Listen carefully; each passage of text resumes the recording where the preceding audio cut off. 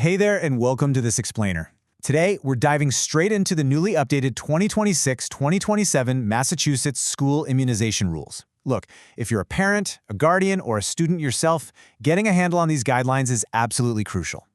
We want to make sure your family is completely ready for the new academic year without any of those frustrating last-minute hiccups. So we're going to take all that dense health department jargon and translate it into a clear, easy-to-follow roadmap for you. But before we get bogged down in the specific bureaucratic details of exactly which shot goes where, we really need to ask one big, overarching question. Is your child legally ready for day one? I bring this up right off the bat because these rules cast a remarkably wide net. We're talking child care centers, preschools, traditional K-12 settings, and, yup, even college students. The state explicitly notes that this applies to all students. That includes international students coming from abroad, and even those over 18 if they're still enrolled in a grade-level program. Like I said, it is a massive net. Now, to keep us from feeling totally overwhelmed today, we're going to tackle this in 5 focus sections. Why school immunizations matter, required vaccines by grade, the meningococcal vaccine rule, exemptions and school exclusion, and finally, how to prepare early. Let's get right to it. Starting off with Section 1, Why Vaccines Matter, and a look at the state's community health strategy.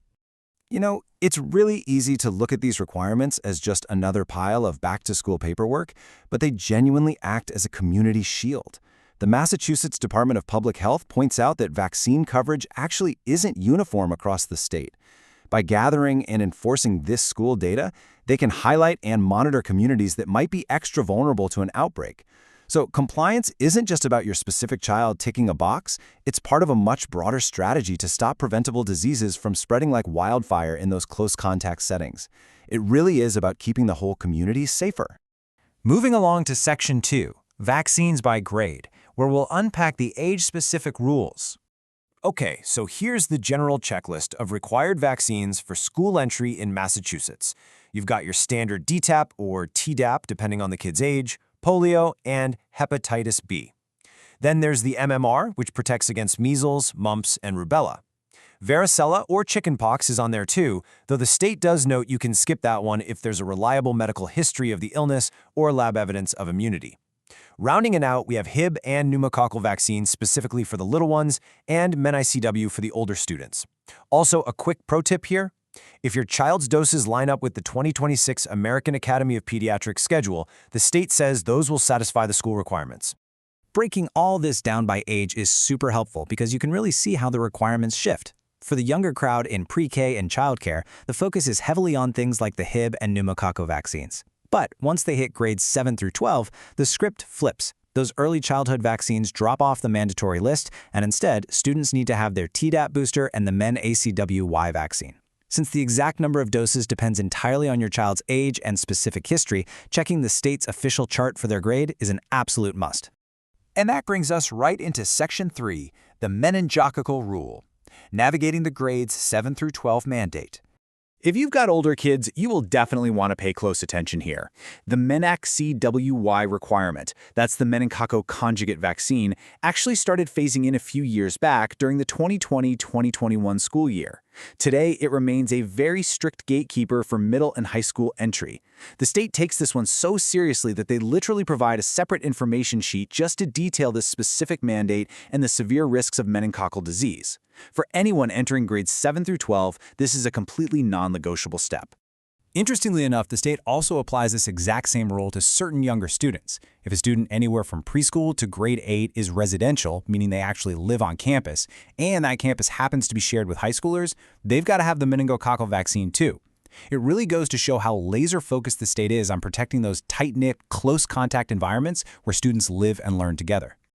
Let's turn to Section 4, Exemptions and Exclusion, how the state handles non-compliance. Now, Massachusetts does allow exemptions, but there are only 2 paths here and both require highly specific documentation. First up are medical exemptions. These must come directly from a physician stating in writing that a specific vaccine is medically contraindicated for the student. The other option is a religious exemption. This one requires a written statement from a parent or guardian or the student themselves, if they're 18 or older, affirming that receiving the vaccine goes against sincerely held religious beliefs. And that is it. Those are the only 2 ways to get an exemption in the state. But here is a critical detail that catches so many families off guard. You absolutely cannot just assume last year's exemption form will carry over. The 2026-2027 rules clearly state that exemptions have to be renewed annually right at the start of the school year. Plus, enforcement is handled locally. That means your specific district might have its own slight variations on how they review this paperwork. They are well within their rights to demand fresh, updated documentation every single year before letting your child attend. Because this is all enforced at the local level, keeping those records up to date is everything. If a student is missing requirements or if they have an exemption on file, schools have the authority to act to protect the broader community. Basically, if a vaccine-preventable disease breaks out in a school or childcare setting, those unimmunized or exempted students are subject to exclusion, meaning they will be temporarily kept out of school until the public health concern passes. It's definitely disruptive for families, but it's a necessary protocol to stop an outbreak in its tracks. All right, moving to Section 5, how to prepare early with a few tips for proactive enrollment. To make all of this much easier, the state uses the Massachusetts Immunization Information System, or MEIS for short.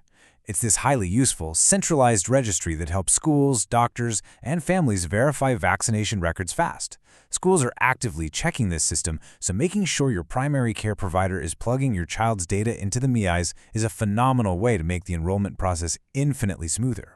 So, what is your game plan before the school bells ring for 2026? It's really just 4 actionable steps. Step 1. Review your kids' records early. Don't wait for a warning letter from the registrar. Step 2. Ask your doctor if any doses are missing or coming due. You'll want to really double-check this if your child is entering 7th grade, since those new requirements kick in. Step 3. If you do qualify for an exemption, keep your own physical copies of that paperwork safe and sound. And Step 4. Whenever you're in doubt, just reach out and talk directly with your school nurse or district office. As you're gearing up for the 2026-2027 school year, just keep in mind why all this compliance matters. Staying ahead of these rules prevents major headaches for your family, sure, but it also helps schools maintain a truly healthy learning environment. These mandates do a whole lot more than just fill up filing cabinets in the nurse's office. They are literally a defense line for community health. Which leaves us with one final thought to ponder as you prepare for the year ahead. Are your local classrooms protected? Thanks so much for joining me for this explainer, and definitely go check those records early.